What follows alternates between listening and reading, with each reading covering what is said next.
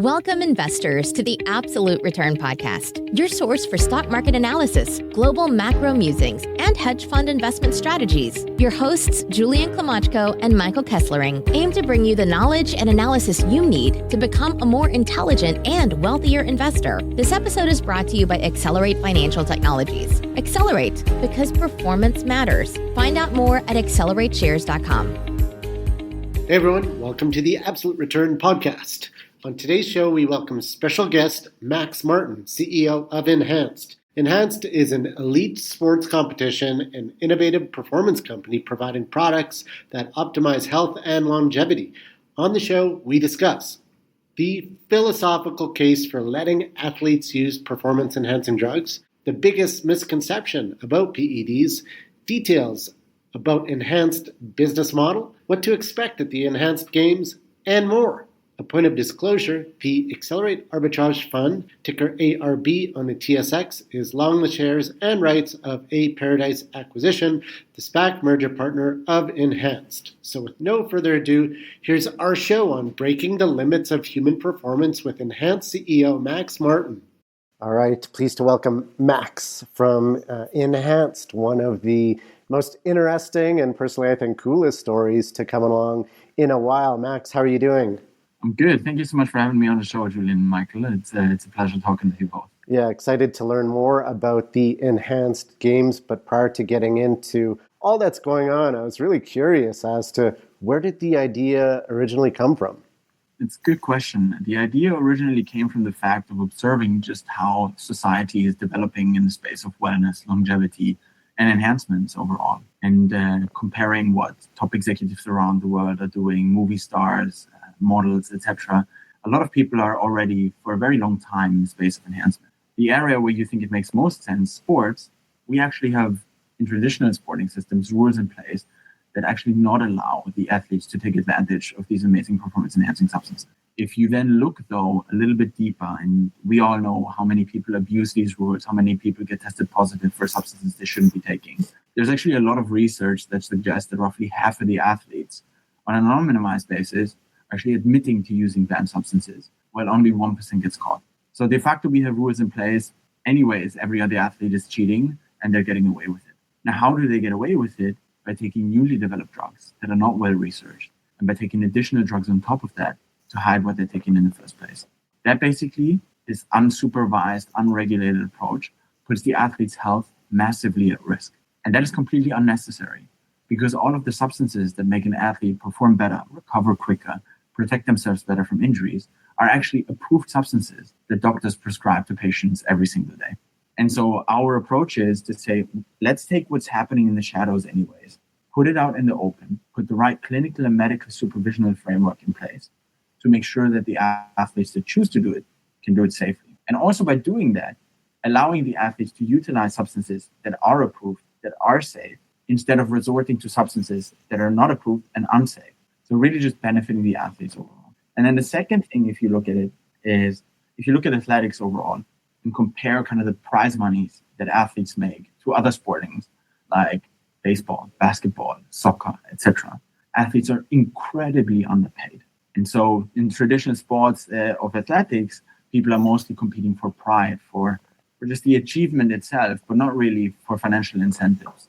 And so that's something that's very, very dear to us as well, having noted that, to say, hey, as a privately, for-profit run organization, this is something that we can do much better for the athletes and change it as well. And so he said, let's revolutionize the way we think about science as an integral part of sports, but then also let's make sure that the athletes, really the backbone on which all of the sporting environment, system, partnerships, media rights, etc., is built upon, those people that are core to it are getting compensated much, much better than they currently do. And so this was the original idea of changing it and what we set out to do roughly 2.5 years ago. And the main competition that you probably look toward is the Olympics.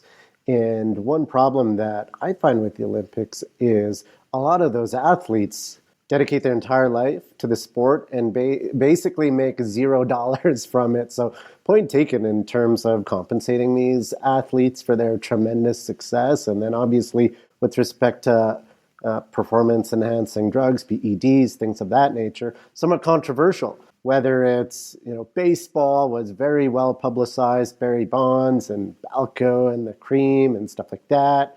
And then in other sports as well. So it has a bit of a checkered history, but when people think of PEDs, they automatically think of steroids and testosterone, and as you indicated, these are primarily prescription medicines that are somewhat can be abused. But with that, continuously shocked that many PEDs are actually kind of, as you indicated, health improving, whether they're peptides and healing peptides and the ability to help get athletes over injuries. So it seems somewhat unfair that all of these are just banned when some of them tend to improve health. But with that, dealing with such a controversial issue, what has been the biggest challenge in getting the enhanced games off the ground? Yeah, I think the biggest challenge so far, and you made a really, really few good points here, is the stigma that's associated to it, right? If people think about enhancements, they think about abuse. People, when they think about enhancements, they think stuff is illegal. Now, firstly, on the illegal point, that is not the case, right? There's a difference between what is illegal under the law and what is banned in sports. So just because something is banned in sports doesn't make it necessarily illegal. Our approach is to say everything that is a FDA-approved substance that can be prescribed to you by a doctor, you should be able to take. Why is there a sporting body that sits on top of the law that decides what athletes can put into their body versus not? I can tell you X numbers of stories of even athletes that we have on the team right now that have, for example, the swimmers, they all suffer shoulder injuries at some point in their career. Being an athlete on that level also is not healthy. It is not healthy to put your body, as you said before, your entire lifetime since you're a young child through this immense stress that an athlete needs to go to. If you look at athletes in their 60s, 70s, all of them have broken bodies because what they chose to put their body through, which is their choice, right? But we have athletes that have had shoulder surgeries and couldn't take the medicines that the doctors were recommending to them because it would have gotten them banned under their regulations of the sports that they were participating in. We've actually held back athletes that put themselves through this immense amount of pain and stress from recovering quicker because of some absurd rules that some sporting bodies put in place beyond what the law allows. And really, as you say as well, misuse is what's dangerous. It's not the use of performance-enhancing substances that's dangerous, it's the misuse. And that is actually something that has just been positioned like this as well, that all performance-enhancing substances are dangerous for people. But it's also not the case. If you look at men in their 50s, women around the age of menopause, hormonal replacement therapies have been picking up over the last few years incredibly well and have showcased to be incredibly valuable to people as they age. Now, when I look again at how we then make it safe for the athletes and allow them to do this, it's really about making sure that they use it properly.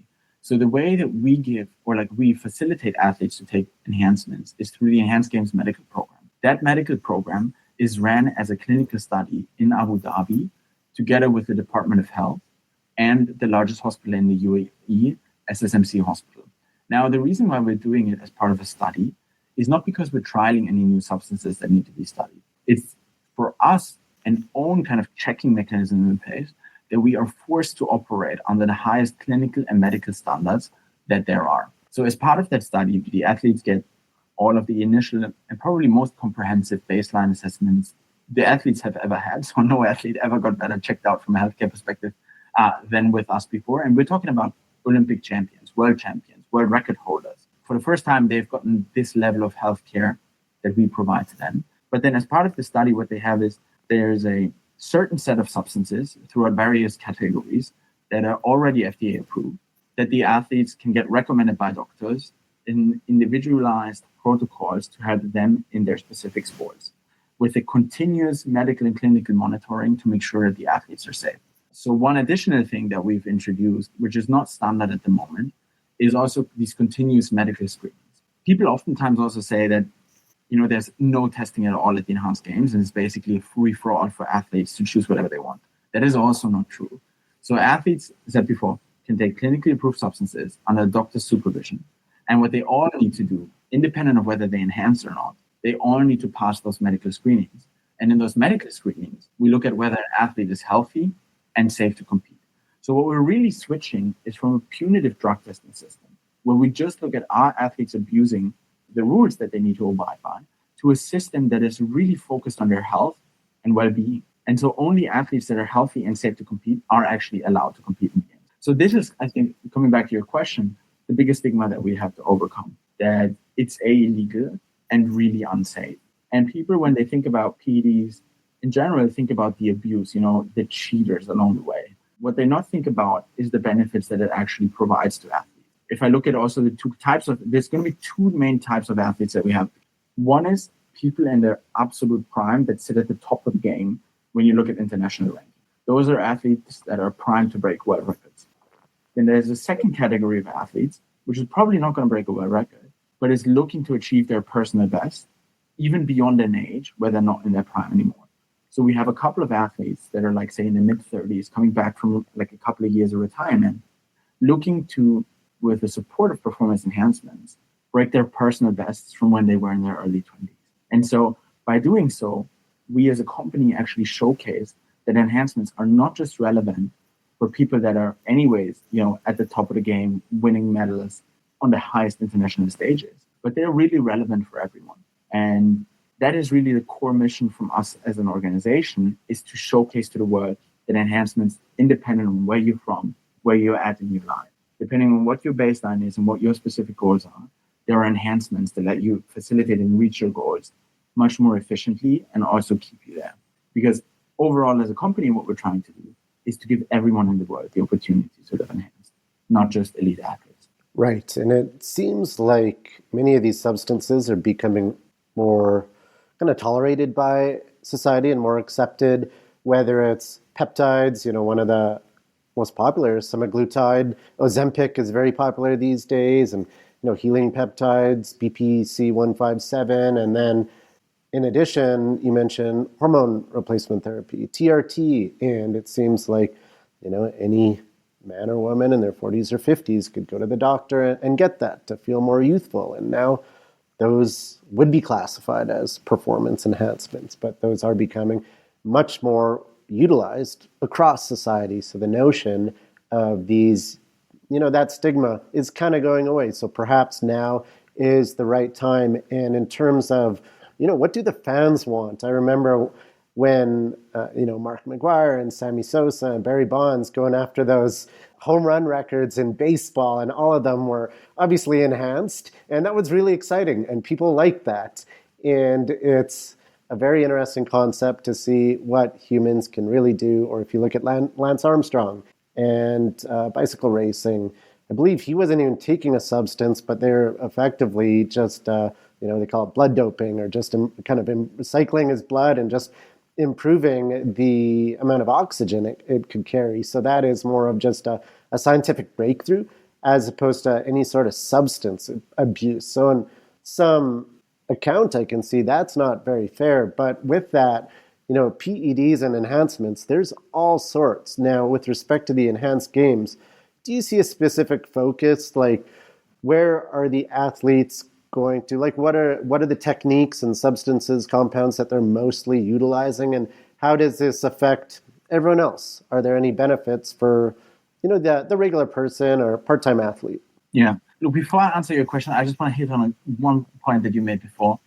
What do the fans want to see, right? They want to see Barry Bonds knock it out of the park every single time. And one thing that comes associated with that is he didn't just achieve this because he was enhancing himself. He did this because he could see the ball better than anyone else, react better, and hit it better than anyone else. Now, it was amplified probably through him being enhanced, but the enhancements don't make up for a loss in talent, dedication, and a lifetime full of work. That is extremely important. Now, when it comes to the athletes, what are the athletes taking, and how can this benefit everyone? The athletes are all going to be on personalized protocols for themselves.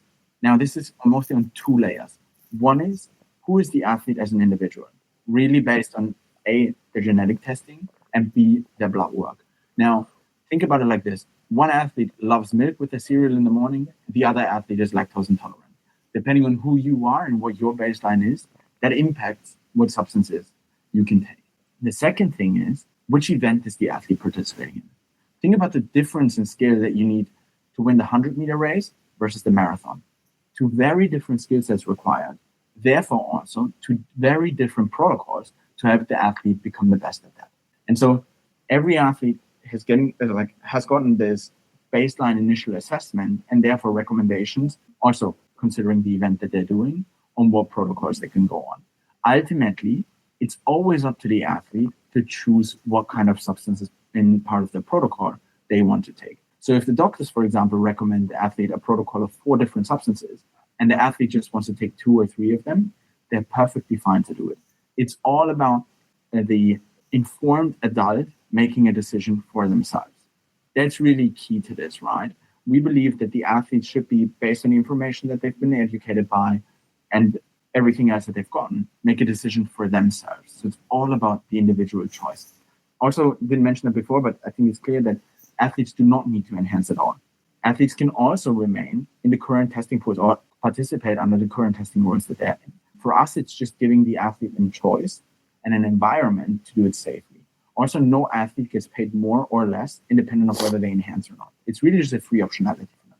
Great. The substances are part of different categories. The biggest one is probably hormonal replacement therapies for athletes. That in the field of men is mostly TRT, for women HRT, so growth hormones, etc. Then metabolic regulators to help them with the efficiency of their bodies, etc. But then also other categories, for example, stimulants. Stimulants thinking about, for example, Adderall and modafinil. Because so much that's happening in the sports that we're doing, they are short and quick events, reaction time is everything. And focus on technique is also extremely important. So many athletes always say, like, the ultimate champion is made with what kind of mind games you can play and you can sustain. And so it's really a holistic view on what the athletes do. Beyond the substances, what we've also created for the athletes, which I genuinely believe is a huge enhancement for them as well, is the training environment that we did. All of our athletes are based now for 4 months in the UAE in Abu Dhabi, where they live in a 5-star resort that is purely focused on longevity, has some of the best training infrastructure in the world, provide the best coaches, the best nutritionists, the best physicians, etc., that help them and take care of everything for the athlete so they can exclusively focus on their training. That's something that's also very novel to many athletes, that level of support.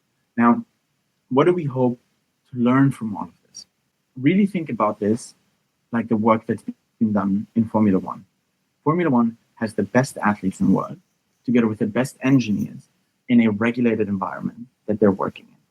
It's very similar for us, with the best athletes in the world, together with the best doctors and scientists in a regulated environment to learn stuff. Now, what the engineers do is they develop the best Formula One cars they can at the forefront of what technology is, where technology is at, where scientific innovation is at, and what can be done. Now, all of that is never going to get mass produced. Formula One car is never going to get mass produced. But what they learn in developing the Formula One car in some form of a derivative is going to trickle down into the road car production a few years down the line. So, for example, the anti-blockage system you have in every car today comes from motor racing. Now, we think about this very, very similar with the work that we do with athletes. In a clinically and medically regulated environment, we do work with the genetically most blessed people in the world that are the most dedicated, that are not deciding as part of a study to take a drink on a Saturday night because they just feel like it, etc. And all of the work that we do with athletes is constantly going to improve what we can offer to customers on the back end. So that's really a super competitive edge that we have that is very, very difficult to replicate for others. Working and having the privilege to work with such elite athletes, learn from the work that we're doing with them to constantly improve our own product offering to people and the prescription guidelines that go along with it. And so that's the incredible benefit that we can bring to the public with our product offering from combining this work with elite athletes and the outcomes that result from this in our consumer business. Now, there's a bit of a cat and mouse dynamic around the sports, so like Olympic Games, professional athletics, where there is testing because people want an advantage, athletes want an advantage, and there's constantly new technologies where they're trying to push the envelope, incorporate PEDs and not get caught. So I think that it's really helpful to just have that transparency because you know that people are taking something and they're not necessarily comparable to unenhanced or regular people. So I think that is a breath of fresh air. I'm a big fan of combat sports and participate in jiu-jitsu and in that sport, the professionals, they're all fairly transparent in that they utilize PEDs, and there's the thought that perhaps it improves them by kind of 5 to 10%. So as you indicated, Max, it doesn't put in the hard work, dedication. However, in a high impact sport, it does allow their body to recover quickly, allowing them to train more. So instead of 4 or 5 times a week, they can train once or twice per day, every day. So with that, just an improvement of skill and pushing the envelope further in that sport. So I think that transparency goes a long way. Another interesting concept is earlier on you mentioned, Hollywood, and there's this emerging area of anti-aging, whether it's growth hormones or TRT, and these are only becoming more popular and more accepted within society. So with that, do you think that misconceptions are going away, or do you think that there's still big misconceptions about PEDs? I think it's changing. I think we're experiencing a real-time shift of the Overton window when it comes to enhancements. Most recently on Friday, RFK was talking about, clinically or approving 14 different peptides. That is going to be crazy in terms of impact on what we can supply to the American people over the next few years. And he's a TRT user as well, isn't he? Yes, he is, very openly, and also certain peptides. And look at the guy, he's in his 70s, doing more pull-ups than I can at 29. It's absolutely impressive. And this is something that he can be extremely proud of, the shape that he's currently in, and also very proud of the work that he's been doing on facilitating these medicines to people that can benefit from it. You saw him at the end of last year, create a black box label on hormone replacement therapy for women. That has an impact on millions of women around the US, and it's going to make their life much, much better. And so I really love the direction also that the regulator is going into, in terms of seeing what the people are doing anyways, unregulated, unsafe, right? If I look at my algorithm on my socials, you see people ordering peptides as research chemicals from all over the place and mixing it up at home. There's no testing about the substances. You don't really know what you're putting into their body. I have spoken to athletes that came to want to work with us, and they were very transparent. They were like, look, I'm taking everything, but my coach is ordering for me from China. God knows what's inside. It seems to be working. I am extremely uncomfortable with what I am doing. I love your approach on transparency. I love your approach on only working with substances that have been clinically approved, that we know exactly the risk and benefits profile of. And this is the way that I want to go. And the athletes are just realistic about what's happening anyways. And, people are always talking about what does it take to be at the top? Is it really enhancements that it takes to be at the top? No, it's not. As you say, it's 5% in terms of, I really call it also the icing on the cake for the athlete. But really what it takes is a lifetime dedicated to the sport, saying no to family, saying no to friends, saying no to everything other than your sport without any real financial compensation, and just dedicating everything you have to. Now, with enhancements, what we can also achieve is, that the people that are, say, think about retiring, think about a guy like LeBron, Novak Djokovic, Cristiano Ronaldo. These people can, if they would go into retirement, none of these guys are still at the top of the game, so maybe they do it for a few more years. But what they could do is extend their careers, do for longer what they love, give the fans for longer their absolute icons and idols, and also work with their commercial partners for longer, because mostly when people think about retirement, that's when they're at the peak of their commercial value. And so really think that the Overton window is changing, that people are very much desiring of utilizing those substances more. If you also think about demographic changes like young people, Gen Z and onwards, drinking less, smoking less, people are taking care of their health at a much younger age. People have access to way more information than they were 10, 15 years ago. That really is a very, very positive development of society when it comes to proactive healthcare, especially in the preventative medicine space. Yeah, you're totally right with respect to just changes in attitudes, peptides becoming so popular these days, really led by the GLP-1 drugs and some of the other popular peptides out there, and testosterone replacement therapy just getting increasingly popular. So perhaps that's changing the average attitude towards this concept. Now, in terms of enhanced the business, one part of it is the games, However, you have various other ancillary businesses. Can you walk us through Enhanced business model? Absolutely. So as an organization, what we look to achieve is to give everyone in the world the opportunity. And the first part of doing that is showcasing through sports that enhancements, A, under the right clinical supervision and medical supervision, are safe, and B, that they have these performance benefits. So one thing what you see as well from us, the work that we do, is just reporting on the health of the athletes. One of our athletes, James Magnuson, when he got enhanced for the first time, he had a resting heart rate of 28. Wow. Heart rate variability of 200, and VO2 max of 83. This is literally one of the healthiest, fittest people there are in the world, full stop. And so the efficacy is very, very strongly proven. And we utilize everything that we do in sports to create that awareness and around performance enhancements being safe and effective. And then we try to convert that awareness and give people access to those performance enhancements. So what we're building is, well, I said rather first, said we want to give people the opportunity to live enhanced. Now, what does it mean to be enhanced? It's extremely subjective. For some people, it might be just taking multivitamins, doing cold plunge and sauna. For other people, like myself, it might be injectable hormone therapy. Now, where you sit on that spectrum is entirely up to you. So what we are building through our consumer side of the business is a product suite that covers as much of that spectrum as possible. So whenever people see through sports that and get excited about, hey, should I consider enhancements for myself? We have, independent on where they sit on that spectrum, a product that they could choose to buy from us to get enhanced themselves. And what we're doing there is we have 2 products out already. These are in the OTC space for supplements and in the RX space for personalized enhancement protocols. On the supplement side, what we have is we have 2 stacks of products that have certain objectives. So one, for example, is Live Longer. It's a product that has all of the best longevity ingredients in them that you can think of. We've been working with some of the best scientists in the field of longevity to create that formulation. It's a Live Longer stack. The Live Stronger stack is exactly the same approach, but with the focus on strength and recovery. And then what we're launching in a couple of weeks is the Live Enhanced stack. Now, the Live Enhanced stack, you hear me a lot of the time talking about personalization. Personalization in the space of supplements is also very, very important. So, for example, if 3 of us get tested and our blood work's done, and it turns out, we all have an iron deficiency, but we go to CVS and buy an iron supplement.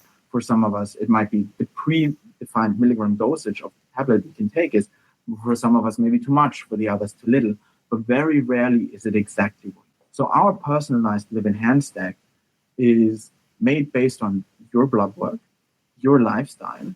So we have like a 40-question questionnaire about your lifestyle, so that we can provide you a supplement you take on a daily basis that gives you exactly the right amount of minerals, vitamins, etc., that you specifically need.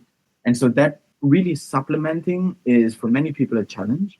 Many people start supplementing, but then stop after a couple of weeks, a couple of months, because they mostly over supplement, which is also not good for you. And most of your body flushes out the remainder that you don't need, which is also why very many people say this over supplementing is just expensive, flushing out the body because your body can't absorb it. So really that personalized approach in supplement is very dear to us as well. It's kind of launching in a couple of weeks. That's all on the OTC side. On the prescription side, what it is basically mirroring what we've created for the athlete. So based on your individual baseline and your specific goals that you have. So for example, am I a 25-year-old woman trying to improve my marathon time? Or am I a 65-year-old man that's looking for more energy to take his grandkids to the playground and play with them? Independent of who you are, but depending on who you are and what your specific goals are, the doctor speak to you, look at your baseline, and then have a fundus of substances that they can choose from to prescribe to you to get you on your personalized protocol, to get you from where you're at today to where you want to be. Really the personalized approach. But then also we have an approach to if there are certain substances in place that you've already taken in the past and that you have certain needs or desires to take only a few selected substances, you can also get tested with us for your eligibility to get on those substances and then just buy certain substances. But where I really think the big opportunity for us is, as Enhanced, is the personalized approach, both in the OTC space and in the prescription space, because that is constantly, in terms of the prescription guidelines, the product offerings, etc., is constantly improved through the work that we do with the elite athletes to make the product for the consumers better every day. That's very interesting. And when what you've described the way I'm kind of hearing it is when you look at the Olympic Games, they're as from a business perspective, they're set up to sell broadcasting rights and advertising. From a business perspective, there's the athletes as well. Whereas with Enhanced, it looks like you have the games aspect that's really meant to highlight the product side and the advancements you can make to the wellness industry. Do you see a future where you would look, as I understand that you're going to be broadcasting the games on YouTube for free, maximizing the audience? Do you see a future where you sell broadcast and media rights to the games? Absolutely, yes. So in the beginning, what we're trying to do is just awareness, reach most people that we can possibly do. The beauty of how we've set ourselves up through the different rounds of financing that we did to date, so we feel very comfortable in our ability to deliver the games and have a little bit of a luxury to not optimize for short-term cash, but really about long-term impact of the work that we're doing. Today, and for year one and most likely two, most of the revenues that will come from sports will come from partnerships. So we have partnerships throughout various different categories, throughout various different tierings that are going to make up for a lot of the first games. It's not going to break even the first games in year one, but we're very comfortable in what we see coming in through the partnerships we closed already. And then going forward, YouTube, is an amazing platform. It allows us to reach almost every country in the world. People just click a link and can watch it. They don't need to sign up to anything. They don't need to buy a $10 monthly membership to watch the games. And that was really important for us in the first years. But we've also had, actually since like a year and a half ago, broadcasters reach out to us. So what we're currently still doing is we're talking to a couple of broadcasting platforms to get the games on there as well. But not to give them exclusivity, because YouTube is really the main approach, but to just amplify the reach that we have. We also have a strategy of getting, some of the top streamers in the world, huge influencers, celebrities, etc., to the games themselves to really amplify our reach. That's the most important thing for us. Sorry, go ahead, Mike. One thing that you mentioned earlier was the prize money. When you think about the prize money, you look at a normal sports league, you would have the revenue split between the league or owners and the players. And then amongst that, you would have the split of each individual player on that player's side. When you look at it moving forward or going into the first games, are you targeting a certain percentage split between the athletes and Enhanced? And then within that, how are you thinking of the split amongst the different disciplines, as some of those will be more popular amongst the fan base than others? Yeah, it's a great question. Look, I would love to just think of it as a split between business and athletes. In the first year, though, half of probably our top line, a little bit less than half, is going to go to the athletes. So the athletes for the first games are competing for prize money of $25 million. That is extraordinary. The way that we compensate athletes is through three different layers. The first is appearance fees. Every athlete that rocks up at the games is going to get compensated for just showing up. Higher than for many countries, like Germany, where I'm from. If I would win a medal, for example, at the Olympics as a German athlete, I get 20,000 euros. All of our athletes are going to make more in appearance fees than just that. And that is gold. Now, appearance fees, one important layer. The second thing is prize money.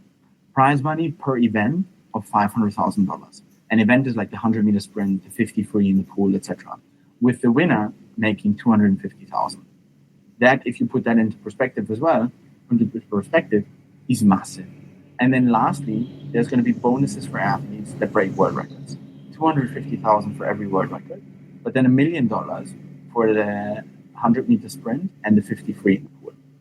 Now, these prize monies are the same for every different category of sports that we have. We have sprinting on the track, we have swimming, and we have weightlifting. And it's also exactly the same for men and women. And I would even go as far to say, obviously, prize monies for events and world record bonus, exactly the same for men and women. But when it comes to appearance fees, I would actually say that we pay the women more than the men, if you look at it on a like-for-like basis on where they currently rank. So that's something that we're extremely proud of too. It's great to see the prize money going up, because it's shocking if you look at some Olympic athletes, they actually have full-time jobs where they're not training full-time, but they need, call it a real job to support their lifestyle. Meanwhile, they're the best in the world at their sport. And it's really nice to see them getting compensated, I think, as they should. But with that, one exciting dynamic happening at Enhanced is the company's going public through a merger with a PEDs acquisition at a $1.3 billion valuation. What is the objective of taking the company public? Yeah, it's about Enhanced being a movement. Enhanced is more than just a company. Living Enhanced is a lifestyle as well. And we've already inspired so many people around the globe, whether it's athletes, whether it's doctors, whether it's fans, about what we're doing is the right thing to do. And so many people already believe that the future upholds an even more enhanced future for people than it does today. If you just ask yourself the simple question, in 25 years from now, are we going to be more enhanced as society or less? I fundamentally believe we are. And there's people that already live enhanced today. We have many of our colleagues are already enhanced, like many of our fans are enhanced. It's definitely a path that we as a society are on already, and we inspire tons of people to do. Now, we want our fans and the people within the movement not just to be part of that movement by watching the sports, engaging with the athletes, or being, consuming enhancements themselves, but we want to give the people the opportunity to be part of the financial success of that movement too. And you might argue, yes, you are at an early point in your company life cycle to go public, but we think that's especially the exciting thing about this. Think about, you could have been able to invest in the UFC in 1993 for UFC 1. Think about, you could have been able to invest in the WWE in 1985 for WrestleMania 1.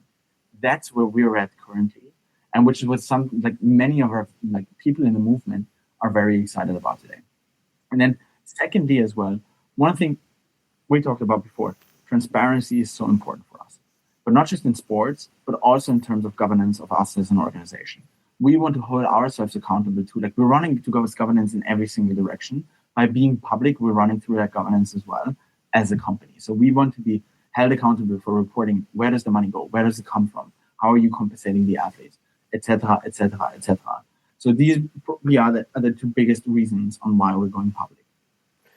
As you mentioned, you're totally right, Max, in that this is the trend and it's going to just keep moving that way. You look at certain politicians, they're enhanced. Hollywood actors, so many of them are enhanced. And I think without that transparency, it sets up certain expectations where people look at someone like, The Rock, who's in his 50s and absolutely massive and says he's not taking anything. And some people actually believe that, which is, it sets unrealistic expectations out there. So it's really good to have that transparency. Not only that, but if people are interested in these products, how to use them correctly, because it is intimidating to order peptides from China and have to inject yourself with them, or some sort of random exogenous testosterone that you're just randomly taking instead of being prescribed through a physician. Now, with that, Max, this going public transaction, a PEDs acquisition, for investors interested, the ticker symbol is APAD, and once the merger closes, Enhanced will trade under the ticker symbol ENHA. One last question, Max. When's the first event, and how can people tune in? Yes, the first event is over Memorial Day weekend this year. It's on May 24th in Las Vegas at a property called Resorts World. And Resorts World, we are building our own competition complex. So that's going to be mind-boggling for people to see as well. For the first time, you will be able to see in one arena, track, swimming, and weightlifting together. And everything that we do is happening in one evening. So rather than a 2-week style tournament, we've decided to model the games after probably the most exciting sporting event to watch, the Super Bowl. And so everything happens in one night. We have 2 musical performances, one to open it, one to close it. We have a ton of ancillary events around it. And people can tune in on YouTube and watch it there live, but we will also make sure that the distribution is not just limited to the live stream, but especially on socials as well. pushing the content out through socials is what we've seen for us has been the most effective. If you look at just the overall, I think the overall consumption of media around the enhanced games is going to be 90% through socials and clips. I don't think that the majority of people will watch the majority of views will come from the live stream, but really the clips that go on socials afterwards. So huge strategy for us as well. So I'm sure that people are going to be reached by the content one way or another. But if you want to watch it live, it's in the evening of the 24th of May this year. All right, awesome. So tune in, folks, if you want to see probably a lot of world records get broken that weekend. So thank you very much, Max, for coming on the show. Wishing you the best of luck with Enhanced. I'm really looking forward to it. Really cool story, so thank you. Awesome. Thank you so much, Julian and Michael, for your time too. All right. Bye, everyone. Thanks for tuning in to the Absolute Return Podcast. This episode was brought to you by Accelerate Financial Technologies. Accelerate, because performance matters. Find out more at accelerateshares.com. The views expressed in this podcast are the personal views of the participants and do not reflect the views of Accelerate. No aspect of this podcast constitutes investment, legal, or tax advice. Opinions expressed in this podcast should not be viewed as a recommendation or solicitation of an offer to buy or sell any securities or investment strategies. The information and opinions in this podcast are based on current market conditions and may fluctuate and change in the future. No representation or warranty, expressed or implied, is made on behalf of Accelerate as to the accuracy or completeness of the information contained in this podcast. Accelerate does not accept any liability for any direct, indirect, or consequential loss or damage suffered by any person as a result of relying on all or any part of this podcast, and any liability is expressly disclaimed.